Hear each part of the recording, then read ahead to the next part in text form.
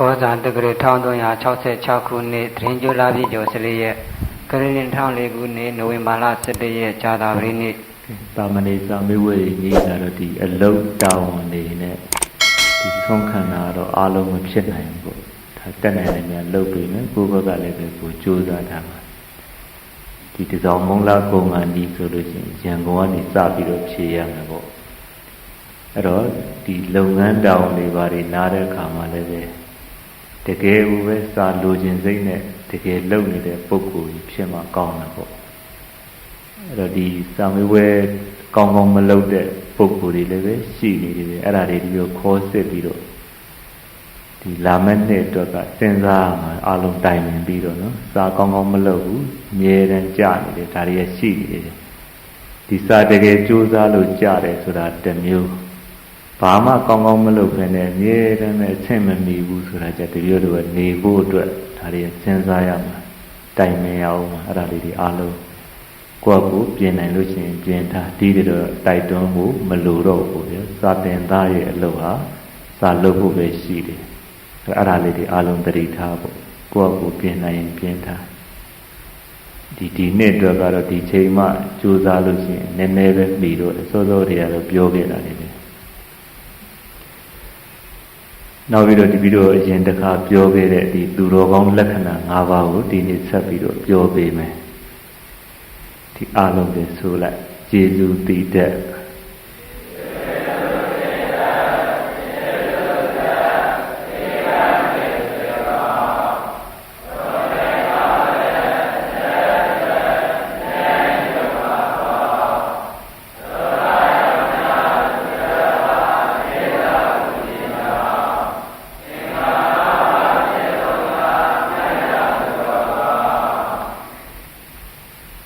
သူတော်ကောင်းတွေနဲ့နေရတာတိတ်ပြီးတော့စိတ်ချမ်းသာတယ်သူတော်ကောင်းနဲ့နေရတဲ့အတွက်ဒီပြီးတော့ရင်ဘက်ကလည်းပဲပြောခဲ့တယ်ဒီသူတော်ကောင်းတွေနဲ့နေရတဲ့အခါမှာပတ်ဝန်းကျင်ကောင်းသွားတယ်ပတ်ဝန်းကျင်ကောင်းတဲ့အခါမှာအရာအလုံးဟာတော်တော်များများပြီးမြောက်ကုန်တယ်လို့မြတ်စွာဘုရားလည်းပဲဟောကြားထားတယ်ဒါကြောင့်ဒီသူတော်ကောင်းဖြစ်ဖို့တိတ်အရေးကြီးတယ်ဒီသူတော်ကောင်းစံချိန်နေနဲ့ကိုယ့်ကိုယ်တိုင်းကြည့်ရမယ်ကိုဟာကျေးဇူးသိတတ်သလားမသိတတ်ဘူးလားနောက်ပြီးတော့ကျေးဇူးသိပြီးတော့သွန်အားရှိတဲ့မြတ်ကိုဘလောက်ကျေးဇူးဆက်ပြီးပြီလဲဒါလေးတွေကိုကိုယ့်အကိုတိုင်းတာကြည့်ဒါတွေစံနေပဲနောက်ပြီးတော့မိကောင်းဆွေကောင်းဆိုတာတငယ်ချင်းကောင်းတက်တက်ကိုပြောတာမဟုတ်မိကောင်းဖာကောင်းဆရာကောင်းသမားကောင်းဆိုတာနီးမှန်လမ်းမှန်နဲ့ကိုကျင်တရားကိုထိန်းပြီးတော့အားလုံးပေါ်မှာတင်ပြပေးဆုံးမပေးနေတာတွေဟာလည်းပဲမိကောင်းဆွေကောင်းဘာလို့ခေါ်တော့ဆိုရင်မိကောင်းဆွေကောင်းဆိုလို့ချင်းများသောအားဖြင့်မြင်လိုက်မှာကိုယ်နဲ့တငယ်ချင်းကောင်းကိုယ်မှာပါဒါမျိုးပဲမြင်တယ်တကယ်တော့အလုံးမိကောင်းဆွေကောင်းဆိုတော့မောင်နှမလည်းပဲဖြစ်နိုင်တယ်မိဘလည်းပဲဖြစ်နိုင်တယ်ဆရာသမားလည်းပဲဖြစ်နိုင်တယ်ဒီလိုမိကောင်းရှိလို့ရှိရင်လည်းပဲနောက်တတုထချက်ကအဲ့ဒီမိကောင်းကကိုယ့်ဘုံမှာပြောတဲ့အခါမှာကိုယ်ဘလောက်နာခံမှုရှိတယ်လေဒါတွေလည်းပဲတိတ်ပြီးတော့အရေးကြီးတဲ့စံနေတယ်နောက်ပြီးတော့ကိုယ့်ဘက်ဝန်းကျင်မှာနေကြနေတာတွေကိုကိုယ်ကဆွမ်းအားရှိတဲ့ဘယ်လိုမြင့်တင်ပေးမလဲဒုက္ခရောက်နေတဲ့ပုဂ္ဂိုလ်တွေကိုဘယ်လိုကူညီမလဲဒီလိုစိတ်သက်တွေရှိမှသူတော်ကောင်းလက္ခဏာဒါကြောင့်မို့ဒီသူတော်ကောင်းလက္ခဏာအရေးကြီးတယ်ပေါ့ဒီကျေးဇူးသိကျေးဇူးဆက်တဲ့နေရာမှာအခြားဟာတွေထားတော့ဒီလိုတို့ရှင်သာရိပုတ္တဟာဒီလိုတို့ဒါအလုံးပထမစဉ်တက်တဲ့ကိုရင်တွေဒုတိယစဉ်တက်တဲ့ကိုရင်တွေဓမ္မပဒမှာလည်းပဲပါခဲ့ဝိနည်းမဟာဝါမှာလည်းပါခဲ့တယ်ပေါ့ဒီတာဝတိမျိုးမှာရာဓဆိုတဲ့ပုံနာတိတ်ပြီးတော့ဆင်းရဲတော့စာဝနေကြီးတွေတိတ်ပြီးတော့ခက်ခဲတော့ဒီတန်ဃာတော်တွေရဲ့ကြောင့်ဘုန်းကြီးကြောင့်သွားပြီးတော့တပြည့်စီလေးလဲလိုက်မြက်တွေပါတွေရှင်းပေးလိုက်မျက်နှာသိရည်တွေပါတွေခတ်ပေးလိုက်ဒါမျိုးတွေလုပ်ရင်လည်းသူဟာစွန့်ကြံကွန်းကြံလေးစားပြီးတော့တန်ဃာတော်တွေကိုကျေးဇူးပြုတယ်စွန့်ကြံကွန်းကြံစားပြီးတော့လက်ကားနေတာမဟုတ်ဘူးအလုံးဝရဝိဇ္ဇတွေလုပ်ဒါပေမဲ့လို့သူ့ကိုယဟန်တွေကဒီဆုံးကွန်းတွေပါတွေပြည့်စုံအောင်တက်နိုင်တဲ့များချီးမြှောက်ပေးမလို့ယဟန်ပြုမပေးခြင်းသူကယဟန်ပြုခြင်းနဲ့ယဟန်ပြုခွင့်တောင်းတယ်ယဟန်တွေကယဟန်ပြုခွင့်မပေးတော့ယဟန်ပြုမပေးတော့သူကတနေ့တခြားစိတ်တွေဆင်းရဲပြီးတော့ဒီစာလို့တော့kỳတော်လူခေါ်ဒုဗ္ဗံတော်ပေါ့တိတ်ပြီးတော့ပိန်ချုံပြီးတော့အယိုးတွေပါတွေပြိုင်ပြိုင်ထနေတာမြတ်စွာဘုရားကတွေ့တဲ့အခါမှာ ဒီယဟန်တွေကနေပြီးတော့သူ့ကိုဒီသင်္ကန်းဝတ်မပေးတဲ့အတွက်စိတ်တက်ပြီးတိတ်ပြီးတော့ကြာနေလို့ဒီလိုဖြစ်တာပါလို့ဒီလိုပိန်ပြီးတော့အယိုးတွေပါပြီးမြင်နေရတယ်အကျိုးတွေကလည်းပဲထောင်းထနေတာဒီလိုခန္ဓာကိုယ်ကလည်းပဲကြည့်လိုက်ရင်ဒုဗ္ဗန္နပေါ့တိတ်ပြီးတော့အဆင်းတွေလည်းပဲဒီစိတ်ညစ်တော့ရေမချိုးတာတွေပါလေပါလာမှာပေါ့ဒီလိုမြင်တော့မြတ်စွာဘုရားကဘာဖြစ်လို့လဲဆိုဒီလိုယဟန်ပြုမပေးလို့ဆိုတာသိတော့မြတ်စွာဘုရားကယဟန်တန်ဃာတွေရဲ့ရှေ့မှာဒီရာဓပုံနာရဲ့ပြုဘူးတဲ့ကျေးဇူးကိုဘယ်သူမှမမှတ်မိတော့ဘူးလားဘယ်သူများမှတ်မိတော့ဆိုတော့ရှင်သာရိပုတ္တရာစိတ်ထားနှုညံ့တယ်ပေါ့ရှင်သာရိပုတ္တရာထပြီးတော့တပည့်တော်ဒီပုံနာရဲ့ကျေးဇူးတရားကိုသိပါတယ်ဗျာတဲ့ဘယ်လိုကျေးဇူးမျိုးကိုသိတာလဲဆိုတော့တပည့်တော်ဆုံးခံထွက်တော့ဟောဒီပုံနာဟာဆွန်တစွန်လောင်းမှုပါတယ်တဲ့ဘာလောင်းမှုလို့ဆိုရင်ကြီးကျယ်သလားဆိုရင်ဒါပေမဲ့လို့ရှင်သာရိပုတ္တရာရဲ့စိတ်မှာကျေးဇူးတွေတိတ်ရှိတယ်ဆိုဒီလိုပဲမြင်တယ်ဒါကြောင့်မို့တပည့်တော်ပမာဇဂဘုံမှာတလုံစားဘူးသူကျေးဇူးတဲ့အလုံးဆိုကြည့်တယ်မှာတပည့်တော်တရုတ်ဇဂဘုံတစ်ခုမှထင်တယ်ပေါ့ဘာလေးပါတော့ဆိုတော့သူတထူးရဲ့သားတပွင့်ကိုရက်ဖူးလို့ရှိရင်ဒီပုဂ္ဂိုလ်ဟာကျေးဇူးရှင်ပဲတဲ့ဘာတပွင့်ကိုရက်ဖူးရင်တော့ဆိုရင်ဒီစားတပွင့်လောက်လေးရက်ဖူးရင်ကိုကျေးဇူးရှိတယ်ဆိုသူကတောင်မှပို့ပြီးတော့ဒီကျေးဇူးတရားနဲ့ပတ်သက်လို့ပို့ပြီးတော့သိတဲ့အချက်တွေပါနေသေးတယ်ဒီလိုဒီကဗမာစကားပုံကဒီကျေးဇူးတရားနဲ့ပတ်သက်လို့ပို့ပြီးတော့သိတဲ့အချက်တွေပါနေသေးတယ်ဒီလိုဒီကဗမာစကားပုံကတော့တလုတ်စားဖို့ပေါ့ဒါတိတ်တော့မထူးပါဘူးနော်အဲ့တော့ရှင်သာရိပုတ္တရာဒီလိုကျေးဇူးတရားဆွန်တစွန်လောင်းမှုတဲ့အကြောင်းသိတော့မြတ်စွာဘုရားကဒီသာဓုသာဓုသာရိပုတ္တကတညုနောဟိသာရိပုတ္တသပ္ပုရိတကတဝေရိနောတဲ့သပ္ပုရိတလို့ခေါ်တဲ့သူတော်ကောင်းတွေဟာကတညုကတဝေရိသူတစ်ပါးကျေးဇူးကိုလည်းပဲသိတယ်ကတဝေရိသိတဲ့အတိုင်းလည်းပဲဆွမ်းအားရှိတဲ့မြတ်ဆက်လေရှိကြတယ်ဆိုပြီးတော့မြတ်စွာဘုရားကရှင်သာရိပုတ္တကိုသာဓုခေါ်ခဲ့တယ်ပေါ့ဒီလိုအင်္ဂုတ္တတဏီယာမှာလည်းပဲအပေကြကြောင်းတရား၄ပါးငရဲကြတဲ့ထဲမှာဒီတစ်ချက်ပါတာပဲဘာလို့ဆိုတော့ကာယဒုစရိဒေနဝစီဒုစရိဒေနမနောဒုစရိဒေန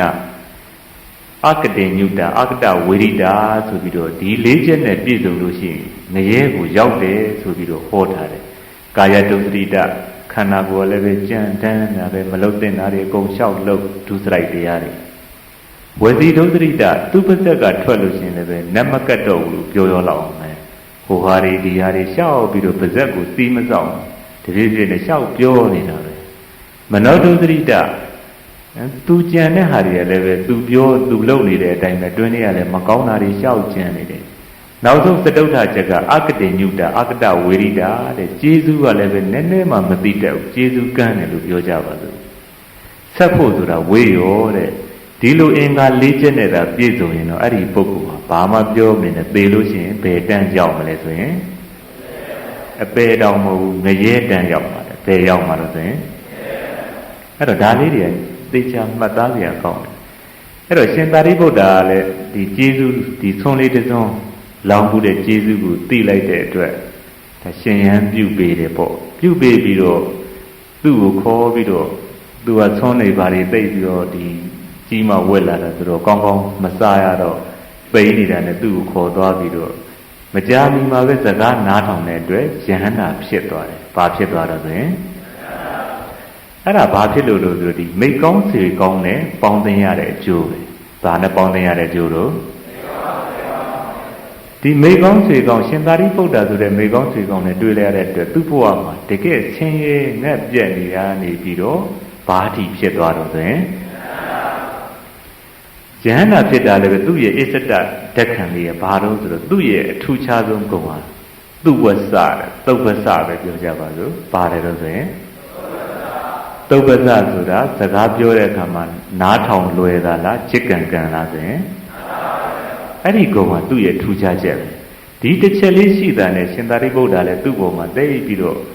ဒီတရားတွေဘာတွေနဲ့အထူးစောင့်ရှောက်လိုက်တယ်သူကလည်းပဲပြောတိုင်းအမြဲတမ်းနာခံလိုက်တော့ယဟန္တာဖြစ်သွားတယ်ဒါဒီလိုသူတော်ကောင်းနဲ့ပေါင်းသိရအကျိုးသူ့ရဲ့ဓက္ခံမှာလည်းပဲဒီသုပ္ပစဆိုတဲ့စကားပြောတဲ့အခါမှာချင်းချင်းငန်းငန်းဟိုကအကျိုးကြောင့်ပြောပြလို့ရှိရင်စူးစိုက်နားထောင်ပြီးတော့ပြင်သင့်ရရှိရင်ပြင်တယ်ဒီလိုဒါတွေသိပြီးတော့အတူခိုးเสียကောင်းတယ်ပေါ့ တခါတည်းရင်တပြည့်တို့များသောဖြင့်ဘာလို့ဆိုတော့ဆရာသမားပြောလိုက်ပြီဆိုရင်ဆင်ကြီးတွေရဲ့သိတ်တက်တယ်ဘာဖြစ်လို့ညာဖြစ်လို့ဒါတွေရတပြည့်တို့တုပ္ပစရဲ့လက္ခဏာလားဒုပ္ပစရဲ့လက္ခဏာလားဆိုရင်ဒုပ္ပစရဲ့လက္ခဏာအဲ့ဒါတတိထားပါပြောလိုက်လို့ရှိရင်တက်နိုင်တယ်မြဖြစ်အောင်လုပ်မယ်ဆိုတဲ့စိတ်တက်နဲ့ဒီဆင်ကြီးတွေလျှောက်ပေးနေတယ်ဆိုတော့ဟုတ်ကိုမဟုတ်တော့လားမဟုတ်တဲ့လူတွေကလည်းပေးတာပါပဲဟုတ်တဲ့လူကဘယ်တော့မှဆင်ကြီးမပေးဘူးစွမ်းအားရှိတဲ့မြကိုစွမ်းသမျှလောက်ကြတာအဲ့တော့ယန္တာဖြစ်သွားတော့ဒီမြတ်စွာဘုရားကြီးခေါ်သွားတဲ့အခါမှာမြတ်စွာဘုရားကလည်းပဲပြောစရာစကားတွေအများကြီးတွေကမိန့်တော်မူစရာစကားတွေအများကြီးတွေကဘာလို့တခွန်းပဲမိန့်လို့ဆိုတော့တာရိပုတ္တရာတဲ့တင့်ရဲ့တပည့်ဟာသူဝဆလို့ခေါ်တဲ့သုဝဆလို့ခေါ်တဲ့ပြောလို့ဆိုလို့ရောလွယ်ကူရဲ့လားဆိုတော့မြတ်စွာဘုရားတဲ့လွယ်ကူယုံနေမကဘူးအတိဝိယတောင်ပါလေတယ်တိတ်ပြီးတော့ကိုလွယ်ကူတာပဲတဲ့ပြောရတာတိတ်ပြီးတော့ကောင်းတာပဲမြတ်စွာဘုရားဆိုတော့ဒီလိုတပည့်မျိုးများရရင်ဘယ်လောက်များလိုချင်တော့နဲ့ဟာဒီလိုတပည့်မျိုးသာရလို့တော့တပည့်တို့အတိုင်းအဆမရှိအများကြီးလိုချင်ပါတယ်တဲ့ဘာမရှိဘူးတဲ့တော့ဆိုရင်ဘယ်လောက်လိုချင်တော့ဆိုရင်ဒီလိုတပည့်မျိုးဆိုရင်တော့တပည့်တို့အများကြီးလိုချင်တယ်အဲ့တော့တပည့်တို့ဒီနေရာမှာကြည့်နော်တပည့်တို့ကြောင်းတိုက်တိုက်အုပ်ချုပ်တယ်ဆိုလို့ရှိရင်ဒီအရေးအတွက်များတာအဓိကမဟုတ်ဘူးအရေးအတွက်များလို့ခက်ခဲတာမဟုတ်ဘူးဒုပ္ပစပုံကိုယ်ကြီးများလာလို့ခက်ခဲတာဒီလိုကောက်ချက်ချလို့မရဘူးလားရသလားဘာတွေများလာလို့တော့ဒုပ္ပစလို့ခေါ်တဲ့ကတိကတက်ဆင်ကြီးဆင်လက်များတဲ့ပုံကိုယ်ကြီးများပြီဆိုရင်ကြောင်းတိုက်တိုင်းမှာအုပ်ချုပ်ရတာတန်ခါ10ပါးရှိလဲမခက်ဘူးလားခက်မှာလားရဲရဲပြောပါ5ပါးရှိလဲမခက်ဘူးလားခက်တယ်လားဒီလိုပုဂ္ဂိုလ်ရှိလို့တော့တပါးတည်းရှိလဲစိတ်ညစ်ရတာအဲ့ဒါရှင်ဘုရားတို့သတိထားပါဒါကြောင့်မို့ဒီလိုတို့ဌာနသုဌာနတာလောကီအလုံးရရင်ဆိုကြည့်ပါဦး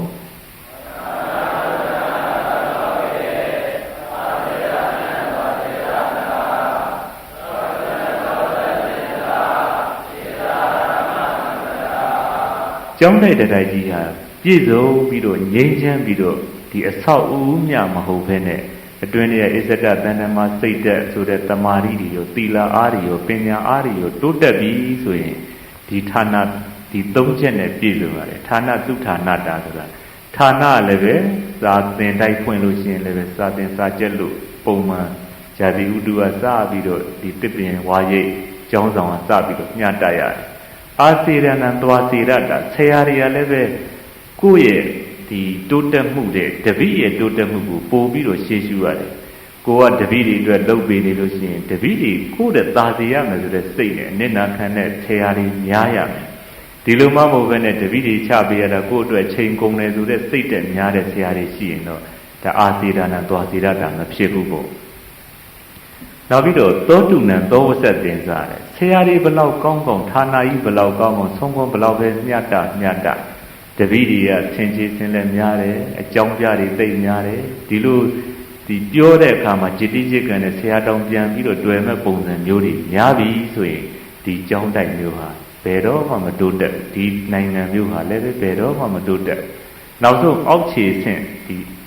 ဒီအိမ်မျိုးဟာဘယ်တော့မှမတိုးတက်ဘူးပေါ့ခုလည်းပဲရှင်သာရိပုတ္တရာတပည့်တော်ဒီလိုတပည့်မျိုးသာရလို့ရတော့ဘုရားတဲ့အရေးအတွက်အကန့်အသတ်မရှိအများကြီးကိုလိုချင်ပါတယ်ဒါမျိုးလျှောက်သွားတယ်အဲ့တော့တပည့်တော်ဒီကျောင်းတိုင်ဟာတန်ဃာတွေခု150နီးလာပြီ150နီးလာတော့ဒီဒုပ္ပစလေးတွေလည်းပဲထိုက်တဲ့လောက်တွေ့လာရတယ်တပည့်တော်ပြန်ဒါတွေကိုသိပြီးတော့ဒီခေါင်းတွေပါလေနောက်မူးနေတဲ့အတွက်ဒါတွေပြန်ပြီးတော့စဉ်းစားခွင့်မရှိသေးဘူးပေါ့ဒီဒုပ္ပစသဘောမျိုးလေးတွေတွေ့လာပြီဆိုရင်တပည့်တော်တို့ကတက်နိုင်မြတ်လောက်ရတာဘာဖြစ်လို့လဲဆိုတော့ဒီဒုပ္ပစတွေများလာလို့ရှိရင်ကျောင်းတိုင်ဟာအာရမတံပရာမဖြစ်တော့အာရမဝိပတ္တိပဲဖြစ်တော့ပါပဲအဲ့တော့ဒါမျိုးလေးတွေဒီပြောလို့အာဂတိမလိုက်ပဲနဲ့စွမ်းအားရှိတဲ့မြတ်ပြင်နိုင်တဲ့ပုဂ္ဂိုလ်ပြင်ရုံပဲမပြင်နိုင်ဘူးဆိုရင်တပည့်တော်တို့ကဓမ္မလမ်းကြောင်းတိုင်းသွားရုံပဲအဲ့ဒါအလုံးအတွက်ဒါတပည့်တော်ဒါကြုံလို့ပေါ့နော်ဒါရှင်သာရိပုတ္တရာရဲ့ဒီရှင်ရာဓတို့ရဲ့အကြောင်းကိုမြတ်စွာဘုရားမေးတော့မြတ်စွာဘုရားကဒီလိုတပည့်မျိုးရရင်ဘယ်လောက်လိုချင်တော့ဆိုတော့ရှင်သာရိပုတ္တရာကန့်သက်မရှိပါဘူးဗျာတဲ့အများကြီးကိုလိုချင်ပါတယ်တဲ့ဘယ်လောက်လိုချင်တော့ဆိုရင်အဲ့တော့သုပ္ပစစကားနားထောင်တဲ့ပုဂ္ဂိုလ်တွေများတဲ့အတွက်ပြဿနာဆိုတာရှိနိုင်မှာမလားမရှိနိုင်ဘူးနော်ဒီဝတ္ထုကြောင့်ကြည့်အဲ့ဒါကြောင့်မို့ဒီလိုဒီ အာရမတံပရာဒီထဲမှာသုပ္ပစဆိုတာသီးသန့်ကြီးကိုထည့်ထားတယ်အဲ့တော့ဒီရှင်ရာဓဟိုအကြောင်းကိုရှင်သာရိပုတ္တရာထည့်လျှောက်တယ်မြတ်စွာဘုရားတဲ့ဒီယဟန်ကတိတ်ပြီးတော့ဒီရိုးရိုးသုပ္ပစရိုးရိုးလေးပြောရဆိုရလွယ်တာမဟုတ်ဘူးတဲ့တိတ်ပြီးတော့ပြောရဆိုရလွယ်တာပဲဗျာတဲ့တပည့်တော်တခါတည်းရင်အပြစ်တွေပြပြီးတော့ပြောလိုက်လို့ရှိရင်တခါမှကိုစိတ်မဆိုးဘူးတဲ့တခါမှဘာမလုပ်ဘူးလို့ဆိုရင်စိတ်ဆိုးတဲ့မူရာတခါမှကိုမပြဘူးဆိုရှင်သာရိပုတ္တရာအဲ့ဒီဂုဏ်လေးထည့်လျှောက်တယ်အဲ့ရှင်ဘုရားတို့သတိထားရှင်သာရိပုတ္တရာသိမြင်နိုးတယ်ဆိုတဲ့အဓိပ္ပာယ်ရောက်တယ်သူတပည့်ချီးကျူးစရာတွေအများကြီးရှိမှာပါပဲရှိပြီမဲ့လို့မြတ်စွာဘုရားသုပ္ပစကုံနဲ့ပြောတယ်မှန်ပါဗျာတဲ့ဒီကျင်ဟန်ကတိတ်ပြီးတော့ဒီစကားပြောရတာဆုံးမတာတိတ်ပြီးတော့ကောင်းတယ်ဗျာတဲ့တပည့်တော်အပြစ်ကိုပြပြီးတော့ဆုံးမတဲ့အခါတိုင်းမှာတခါမှသူဟာတပည့်တော်ပေါ်မှာစိတ်ဆိုးမှန်ဆိုးမဖြစ်ခဲ့ဘူးပါဘူးမြတ်စွာဘုရားဆိုလျှောက်တော့ဒါဟာတပည့်တော်တပည့်ကောင်းရဲ့လက္ခဏာပဲဘာရဲ့လက္ခဏာလို့ဆိုရင်ဒီအပြစ်ပြပြီးတော့ဆုံးမတာကိုသူဟာတခါမှဘာမလုပ်ဘူးလို့ဆိုရင်စိတ်မဆိုးဘူးစိတ်ဆိုးတဲ့အမူအရာကာယကံနဲ့လည်းပဲမပြောက်ဝစီကံနဲ့လည်းပဲမပြောက်မနောကံနဲ့လည်းပဲမပြောက်ဒါဟာတကယ်လို့တိတ်ပြီးတော့အရေးကြီးတဲ့အချက်အဲ့ဒီလိုတပည့်မျိုးဆိုလို့ရှိရင်ဒီလိုဆရာတွေကဆုံးမရမှာဝန်လေးအောင်မလားဆိုရင်ဒီလိုဒီเจ้าနိုင်မှာတပည့်တော်ပြီးလို့ရှိရင်အခုအနုနာယကလို့ခေါ်တယ်ပေါ့တစ်ချိန်မှာတပည့်တော်နာယကဖြစ်နေဒါတွေဆက်ပြီးတော့သွားရမှာသူတို့ရှိတယ်ရှိတဲ့တဲမှာတပည့်တို့ဒါဒီစွမ်းစားကြောင့်ဘုန်းကြီးဥကောဝိဒဆိုတာစာပေအနေနဲ့မရှိသေးပြီမလို့အားလုံးအတွက်အကျိုးဆောင်တဲ့အတွက်ဒါသူကသူ့နေရာနဲ့သူဒါရလာတာဘယ်သူမှလည်းပဲဒါငင်းစရာမရှိဘူးငင်းမယ်လည်းမထင်ဘူးပေါ့ဒါတွေကဘာဖြစ်လို့ဒီလိုရတာဆိုတော့ဒီတန်ခါအကျိုးအတွက်ကိုသေချာဆောင်လို့ဒါတပည့်တို့ကဒါလေးလေးစားစားနဲ့ကိုမလုံနိုင်တဲ့လို့လှုပ်လို့ပြီးတော့ဖြစ်တယ်ကျန်တဲ့ဒီနုနာယကဘုန်းကြီးတွေရဲ့ရည်ချင်းကိုကြည့်လို့ရှိရင်လည်းပဲအားလုံးလေးစားစေဒါဘုပဲတပည့်တော်ကပြောတယ်တပည့်တော်မရှိရင်အားလုံးဒုတိယပုဂ္ဂိုလ်ဟာပထမဖြစ်လာရမယ်တပည့်တော်ခရီးထွက်တယ်ကျန်တဲ့ပုဂ္ဂိုလ်ကလူကြီးစိတ်နဲ့တတိရှိရှိလုံရဲကံရရမယ်အားလုံးကိုညီမျှတဲ့ခေါင်းဆောင်ကောင်းဖြစ်အောင်လုပ်ရမယ်သူခဏမရှိဘူးဆိုရင်တတိယပုဂ္ဂိုလ်ကအကြီးဆုံးဖြစ်သွားပြီအားလုံးကိုတာဝန်ယူရတဲ့တတိရှိရမယ်ပြောရဲဆိုရရမယ်အားလုံးလုံရဲရမယ်ညီမျှတဲ့စိတ်ထားမေတ္တာတရားလည်းပဲထားနိုင်ရမယ်ခြုံလို့ရှိရင်တော့နာယကဂုဏ်နဲ့ပြည့်စုံရမယ်ပေါ့။ဘာနဲ့ပြည့်စုံရမလို့။တပည့်တော်ကဒါကြောင့်မို့သူတို့ကိုလည်းပဲနာယကဂုဏ်နဲ့ပြည့်စုံအောင်စိတ်တက်လေးတွေအားလုံးပုံသွင်းတယ်သူတို့လည်းပဲဆွမ်းအားရှိတဲ့မြတ်စာလည်းပဲချတယ်။စာချတဲ့နေရာမှာကိုယ်စာမွေးပွဲဖြည့်ရတဲ့ကိုပဲသူတစ်ပါးပေါ်မှာနင့်နာခံပြီးတော့ချတယ်။စာချတဲ့အတွက်လည်းရှင်ပြတို့ဒါထိုက်တဲ့လောက်တိုးတက်လာကြတယ်။အဲ့တော့တပည့်တော်ဘာပြောခဲ့ဘူးလို့ဆိုတော့သူတို့စကားနားမထောင်လို့ရှိရင်တပည့်တော်ရဲ့စကားနားမထောင်တာနဲ့အတူတူပဲအဲ့တော့အောက်ကအနုနာယကဘုန်းကြီးတွေရဲ့စကားနားမထောင်ရင်ဘုန်းကြီးစကားနားမထောင်တာနဲ့အတူတူပဲဘယ်သူစကားနားမထောင်တာနဲ့အတူတူပဲလို့ဆိုရင်ဒါကြောင့်မို့အားလုံးဟာဒီအားလုံးအဲ့ဒီအောက်မှာလည်းပဲစာချတွေရှိတယ်စာချတွေနဲ့တူဒါရင်ပေါင်တန်းပြီးတော့စာချမခန့်ရပြီမဲ့ရေသွေးရှိနေတဲ့တန်ဃာတွေယဟန်တွေရှိတယ်အားလုံးကိုစီဒါဒီဥိသုဒ္ဓဇာရတို့ဆိုတဲ့တောင်းပေးထားတယ်ဒါဆွမ်းကြောင်းလုံးပေါ်မှာစာကျက်အောင်ပြောပါပြုပါဒါစာချက်ဘုန်းကြီးမဖြစ်သေးပြီမလို့ဒါကျင့်နေတာနောက်ဆုံးတော့ကိုယ့်အတွက်ဒါတွေကဒီလက်ကျင့်ခန်းနေတယ်လူကြီးဖြစ်ဖို့အတွက်တပည့်တော်အားလုံးကိုပြန်မပြောနဲ့မှားတယ်ဆိုလို့ရှိရင်အကြီးပုဂ္ဂိုလ်မတရားဘူးဆိုရင်လာပြီးတော့ပြောပါဒီလိုမှမဟုတ်ဘဲနဲ့ပြန်ပြောတယ်မကြိုက်တဲ့အမူအရာပြတယ်ဆိုလို့ရှိရင်ဒီကျောင်းတိုက်မှာနေကိုမနေသင့်တော့ဘာမလုပ်တော့ဘူးဆိုရင်ဘာဖြစ်လို့လဲဆိုတပည့်တော်ဟာအမြဲတမ်းရှိမှာမဟုတ်ဘူးသွားစရာရှိတယ်သွားမယ်လှုပ်စရာရှိတယ်လှုပ်ခုဆိုရင်စီမံကိန်းတွေများလာတယ်တပည့်တော်အတွက်ကိုကောင်းကောင်းမလုပ်ဖြစ်ဘူးစာချတာတော့တပည့်တော်မပြတ်သေးဘူးပေါ့အဲ့တော့အားလုံးသူတို့ကြောက်သွားမယ်ဆိုလို့ရှိရင်ဒီကြောင်းတိုက်ကြီးလဲပတ်လို့မရဘူးအဲ့တော့အောက်ကပုဂ္ဂိုလ်ကသုပ္ပစဖြစ်မှာသူတို့လည်းပဲရဲရဲတင်းတင်းလုပ်တပားလောက်ပြောလိုက်ပြန်ပြီးတော့ဘာလို့ညာလို့ကြားလိုက်ကိုတပားပြောလိုက်ပြန်ပြီးတော့လုပ်လိုက်ကြားတော့ဒီပုဂ္ဂိုလ်တွေအကြီးပုဂ္ဂိုလ်တွေမဆုံးမကျင်တော့ပါဘူးဆိုရင်ဒီကြောင်းတိုက်ကြီးဟာပျက်စီးုံမှတပါမရှိတော့ဘူး။ဘာဖြစ်တော့မှာလဲတော့ဆိုရင်ပျက်စီးဖို့ရဘေးတင်မေးစရာမလို။အဲ့ဒါကြောင့်မို့ဒီလိုသုပ္ပစသိအရေးကြီးတယ်ပေါ့။ဒီနေရာမှာရှင်သာရိပုတ္တရာရဲ့စိတ်ထားနဲ့ဆက်ပြီးတော့မြတ်စွာဘုရားကမေးတယ်ရှင်သာရိပုတ္တရာဖြေတယ်။ဒီလိုတပည့်မျိုးဟာဘလောက်ပဲများဒီလိုလိုလည်းပဲဒီလိုပဲ နည်းနည်းလေးဖြစ်ပေသည်များများဖြစ်ပေသည်နားထောင်ပြီးတော့ငြင်းငြင်းချင်းချင်းနဲ့တတိဆိုရင်တိတ်ပြီးတော့မျက်နှိုးတယ်ပေါ့ဒါမှလည်းပဲသာသနာအတွက်အကျိုးရှိတယ်တပတ်နှစ်ပတ်ရှိလည်းပဲကိုယ့်ရုပ်ကာယဆိုတိတ်ပြီးတော့မဟန်ဘူးပေါ့ဒါကြောင့်မို့ဒီရှင်သာရိပုတ္တရာသူ့ရဲ့တတိကသူအပြစ်ကြပြီးတော့ဆုံးမတဲ့အခါမှာတခါမှစိတ်ဆိုးတဲ့အမူအရာစိတ်မဆိုးဘူးစိတ်ဆိုးတဲ့အမူအရာမပြဘူးဆိုတာဒီဂုဏ်ဘုတ်ကိုရှင်သာရိပုတ္တရာသီးသန့်ထုတ်ပြီးတော့မြတ်စွာဘုရားကိုလျှောက်တယ်ဆိုတာဒါတွေဒီလိုလိုအကြောင်းသိပြီးတော့ရှိတယ်လို့ဒါကောက်ချက်ချလို့ရတယ်ပေါ့ဒါကြောင့်မို့ကျေးဇူးတည်တဲ့ရှင်သာရိပုတ္တရာရှင်သာရိပုတ္တရာလိုမိတ်ဆွေကောင်းကိုစီးကပ်တဲ့ရှင်ရာဓာတို့ရဲ့အကျိုးကျေးဇူးရဖို့သာသနာပြုသွားဖို့ဒါတွေကြီးညိုစရာဖြစ်ပြောတယ်ကဲအချိန်လေးပဲကြာသွားပြီဒါကြောင့်မို့ဆရာတွေကလည်းပဲဆရာကောင်းကိုယ့်ရဲ့အကျိုးစီးပွားတဲ့တပည့်တွေရဲ့အကျိုးစီးပွားကိုပို့ပြီးတော့လိုလားတဲ့ဆရာများဖြစ်နိုင်ကြပါစေတပည့်တွေကလည်းပဲဆရာသမားတွေပေါ်မှာရှင်ရာဓကဲ့သို့နှလုံးသွင်းပြီးတော့ကျင့်ကြံနိုင်ကြပါစေကုန်သတည်း